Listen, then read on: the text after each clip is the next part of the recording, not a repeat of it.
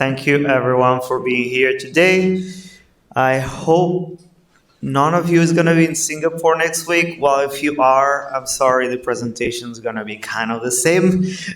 So sorry in advance. But yeah, thank you obviously to Door Labs team and to everyone for making it here. It's a bit of an exodus. All right, so I'm going to try and give you a little bit of an introduction of what we built with ZKX. At least from a technical standpoint of view, we've been working for 2 years with the STARKKorea team. Practically from 2021, we started working with Cairo. So that's been quite a journey, as you probably have imagined, from Cairo 0.1 all the way to Cairo 1.0. But, you know, what do? We're building a DEX, right? We're building perpetual swaps. And when you come to think about, you know, that particular problem, you have to realize that very quickly, obviously L1 doesn't work for that. You have, let's say, the blockchain trilemma, right? You have the security and trust, you don't necessarily have the scalability, which means that, okay, let's try L2. And then you realize, wait a minute, it's not enough. So then you think, okay, L1, L2, should we be L3? And that's what we're going with ZKX.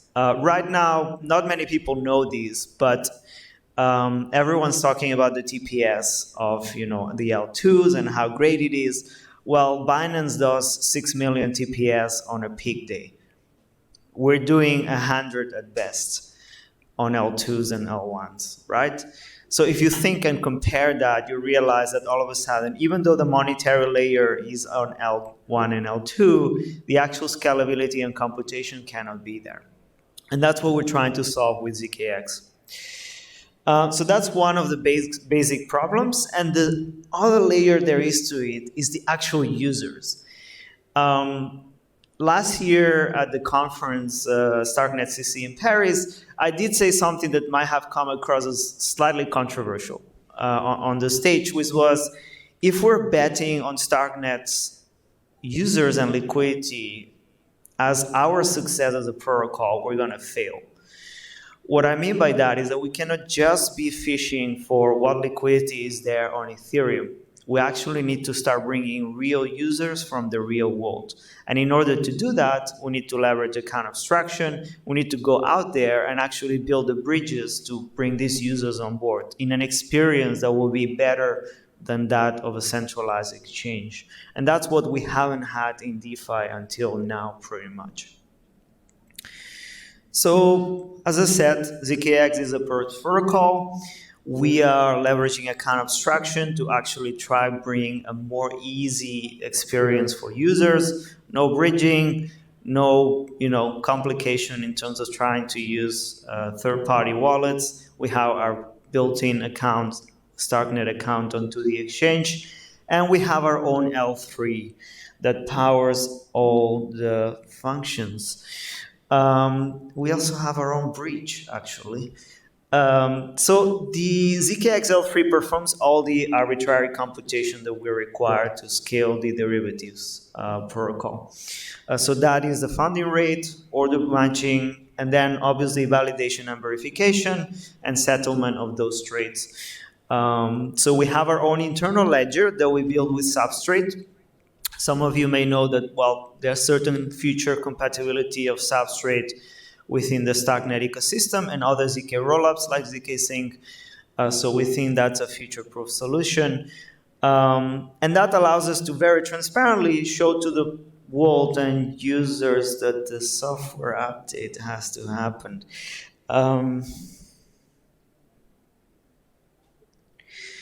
It basically allows us to say, okay, whatever happens in the order book is transparent, and we're not front-running, we're not selling your order flow, we're not one of those perps that keeps an Amazon server running and you don't know what's happening, on the background. You can actually see it in real time, whatever's happening on the L3, and you can verify that, okay, my trade was matched, was settled, this is the outcome of the trade. This is what's happening with my profit or my losses. And obviously, there's its own consensus algorithm within Substrate, which allows us to plug in the validators and decentralize in the future. And another important aspect of these is prices. I'm sorry, but oracles are slow as hell. They're not really functional for a high-speed environment, which is what you require in an order book. The beauty of having your own L3 is that you can actually, implement your own internal oracle, and you can actually plug in price feeds directly from centralized exchanges. It means you can list assets faster. You can also provide faster price feeds. So I'm not going to go into the whole architecture here. Might be too much for this talk, but happy to talk in detail if you want later. But in short, all the monetary parts are on Starknet, so we maintain trust and security over there. Obviously, insurance fund, liquidity fund, and so on.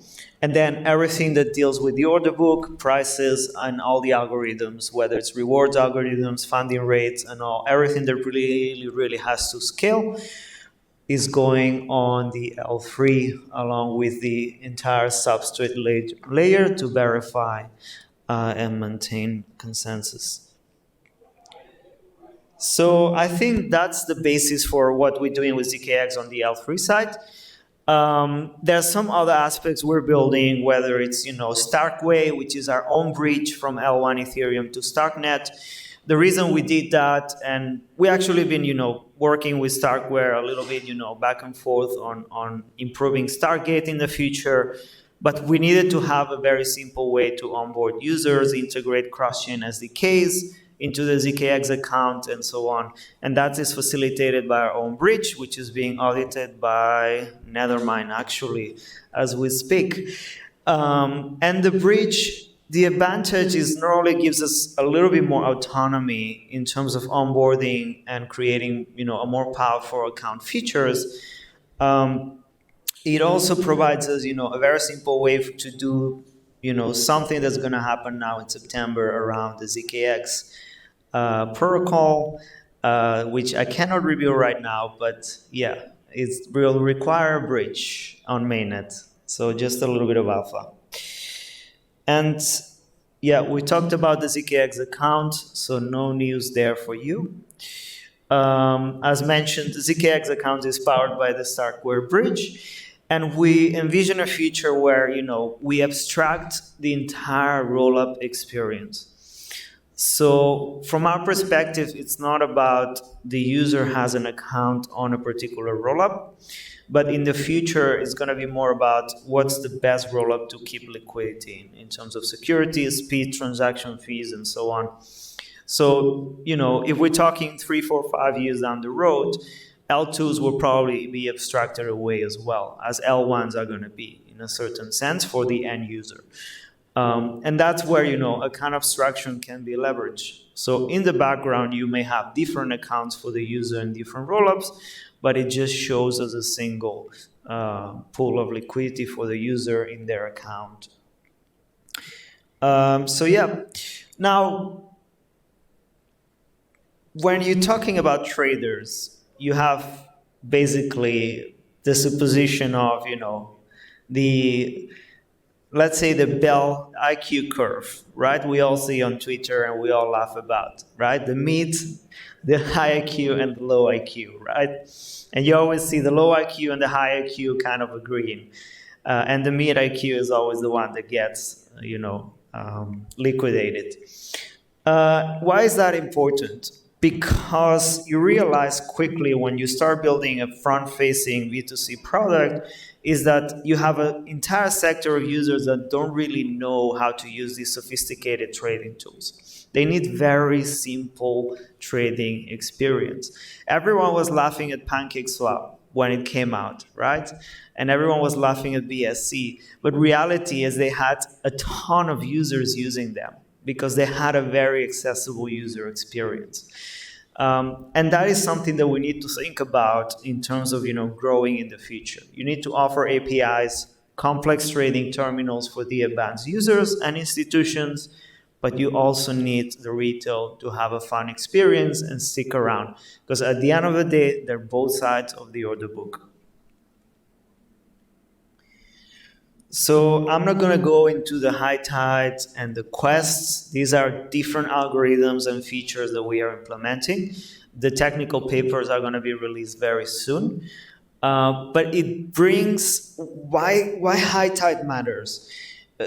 When you really need to think about, right? Until now, we just give rewards for volume, and that basically ends up being, owned by the institutions. You need to have a very precise way to value a market participant regardless of their size and regardless of the amount of collateral they're putting, right? Someone may be trading every single day 1,000 times. Yeah, there's people that are sitting on their bedrooms in different cities around the world that are doing millions and millions of volume of trading with very small amounts of collateral. And these people matter a lot for us in the long term to be sustainable. So that's why you need to provide more accurate reward algorithms. And why does this matter for us?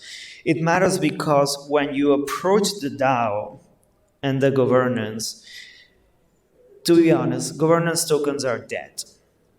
Who cares about governance tokens? I mean, at this point, A60 and Z buys Uniswap tokens, they do whatever they want. And they want to decide what happens with the treasury, even though it might not be in the best interest of whoever is using Uniswap every day, or the power users of Uniswap. So that's why we feel there has to be a way where you value a market participant, and then you assign them voting power in the DAO. And that voting power is not tied up to the token holding. It's tied up to your contributions to the protocol. And that's why we need an algorithm that measures that. So that's how we tie up the entire system.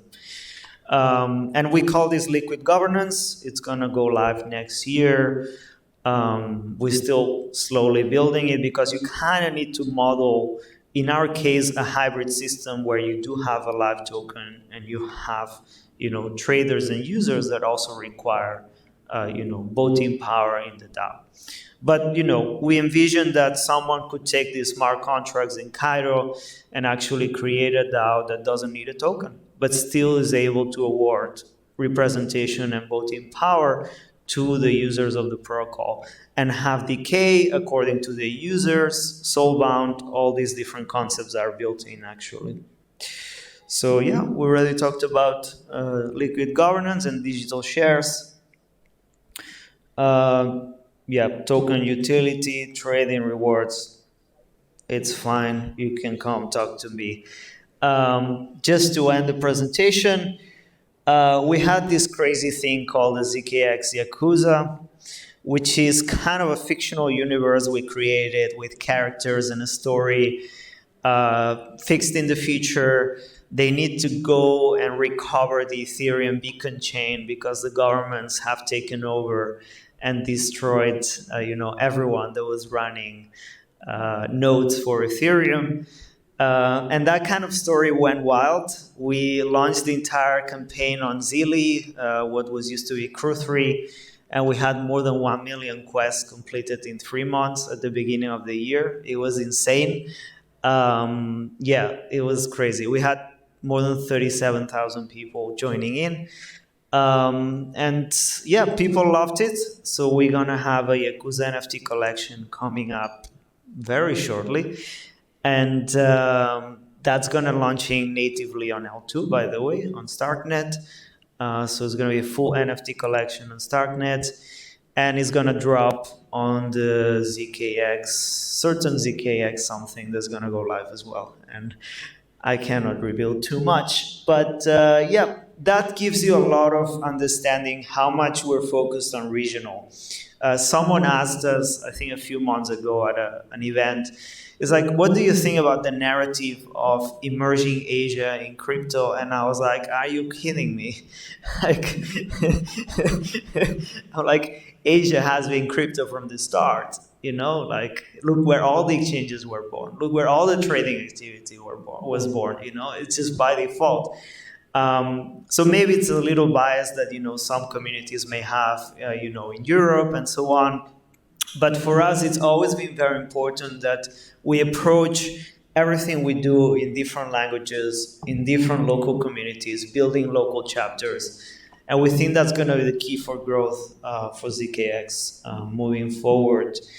And I'm not sure I should show this. Yeah, I hope no one releases this. This is a bit of alpha. So we're doing the second audit with Nethermind.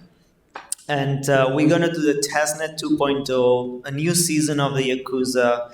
And we're going to launch the NFTs and our first product on Starknet mainnet, all within the next 3 months. Yes, we're not sleeping. And Q1, token listing, mainnet launch. We're going to go live with a full exchange. And then we're going to head into the full DAO decentralization part. If we have any neurons left in our brains, I hope so. All right. Thank you, folks. Thank you for coming today. Any questions? No? Want to grab the beers outside? Yeah? All right.